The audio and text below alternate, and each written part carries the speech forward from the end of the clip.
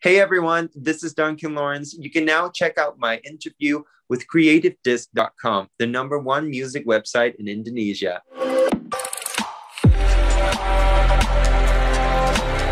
Welcome back to another Creative Disc exclusive interview with me, Dundhee Yuwono. As your host, I'm about to have a chat with the star on the rise. If you love great music, you have to know him. Here with me now, a singer-songwriter from the Netherlands, Duncan aka Duncan Laurence. Hello, Yes. Duncan. Hi Dundhee, how are you doing? I'm good. I'm gonna try my Dutch speaking. Wait a minute. Goedendag, Duncan. Hoe gaat het? Yes. Ja, het gaat goed. Dankjewel. That's impressive. Am I saying it right? Am I saying it right? You're saying it very right. Like, it sounds good. I can understand everything you said, so that's great. Hey. Yes. Points for you. Duncan. 12 points. Oh, thank you so much. By the way, are you in the Netherlands now? I am. I'm currently close to Amsterdam, so I'm at home, just doing a bunch of interviews and then going to the studio after this. So I'm very, very excited for that. And I believe that you enjoy that moment so much because it represents your face right now. You look so great. Thank you so much. I really enjoy this. I really always enjoy connecting with people and meeting new people like you. And just like, it's so amazing what is happening to my song right now, Arcade, that it's traveling the world and that it makes it possible to talk to you and just, do this interview. It's amazing. I know, right? Because I know that your song is currently a big hit right now. But before we start talking about Arcade, let's get to know you a little bit, right? I know that you've been in The Voice Netherlands a couple of years ago and also winning Eurovision in 2019.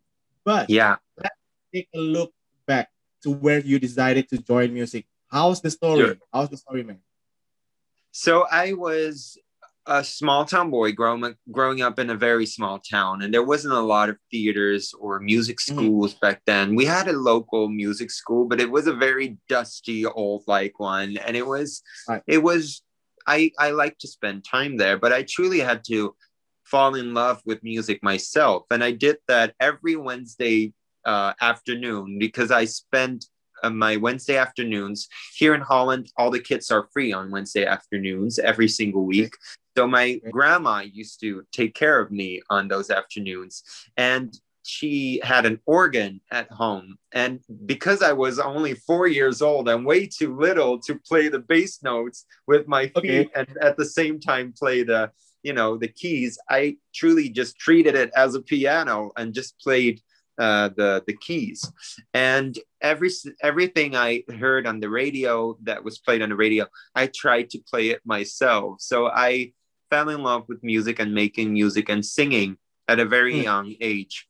I was bullied a lot in that time, ever since being 4 up until being 18. Throughout all my primary and high school, I was bullied, which was unfortunate. But at the same time, I took all that negativity and I took it home and I created songs from it. I turned it into something positive, or at least I tried to do that. And it truly gave me the power to be who I am today and to become the person that I wanted to be, without having to say sorry or feeling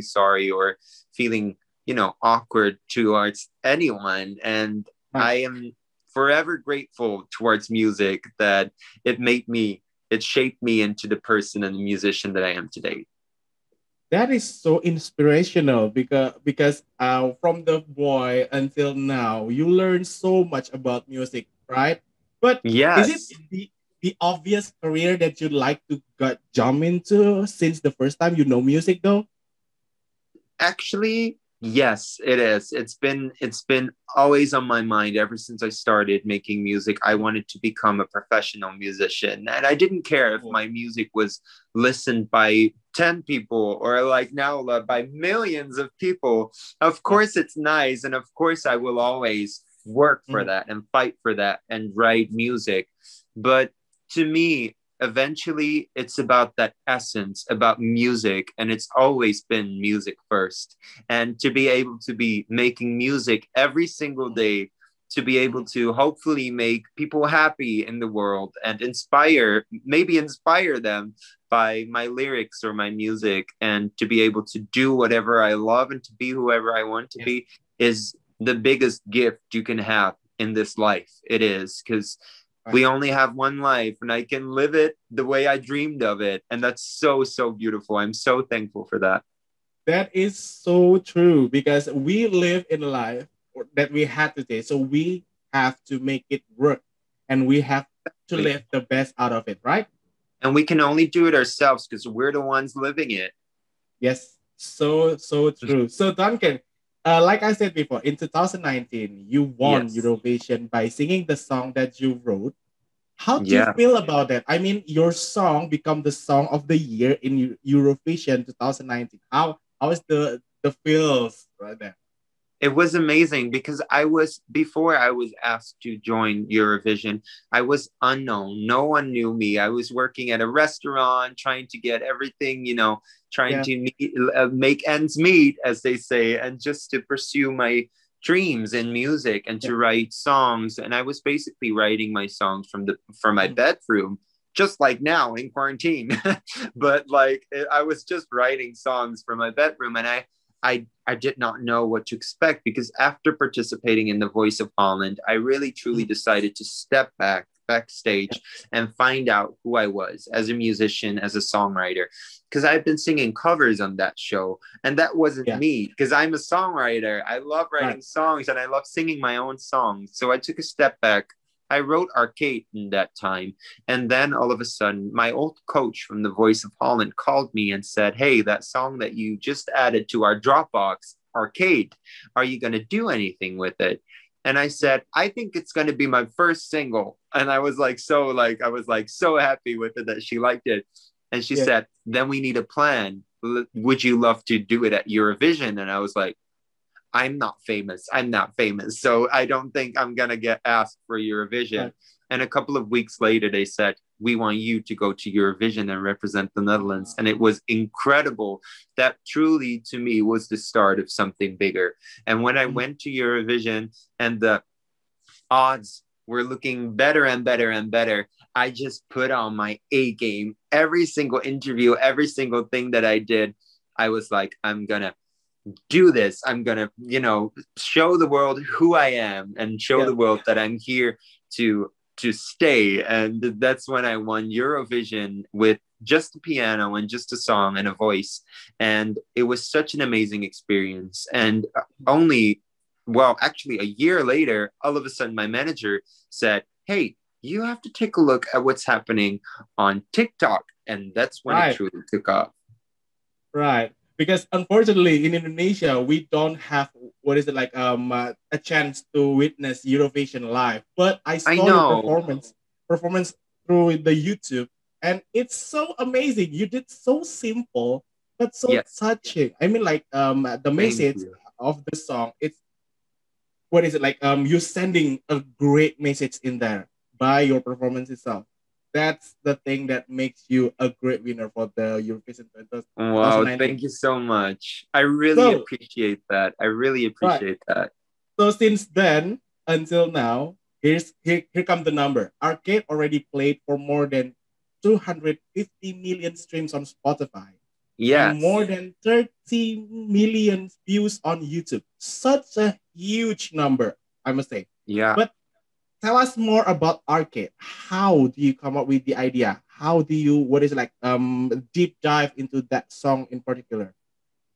Well, I was studying at the Rock Academy, which is a conservatory here in the Netherlands. So it's a school for music. And I was in my last year when I did The Voice, and then I went back to my roots, and that was songwriting, because I was studying vocals then.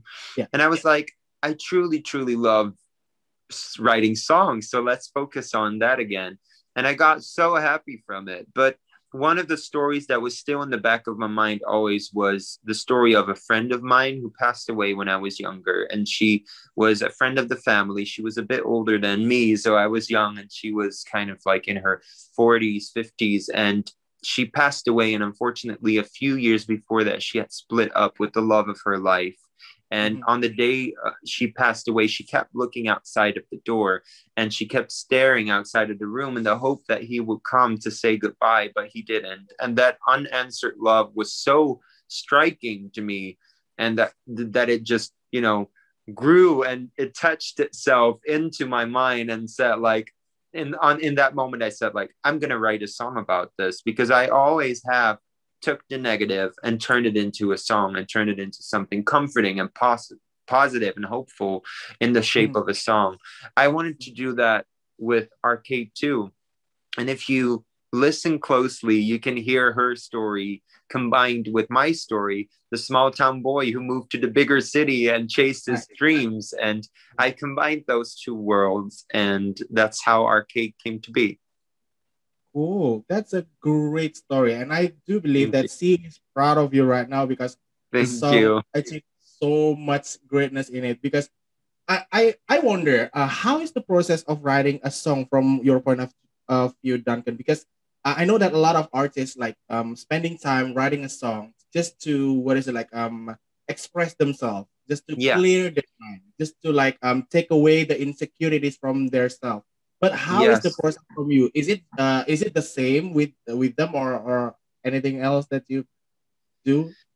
I think it is. Eventually, everyone who writes music, I believe, is in it because they find something in it that makes them feel happy, and that makes them feel comfortable and at ease. And with me, it's always been like that. Ever since I started making music, I felt like I belonged somewhere, and like I did something that was something that I love doing.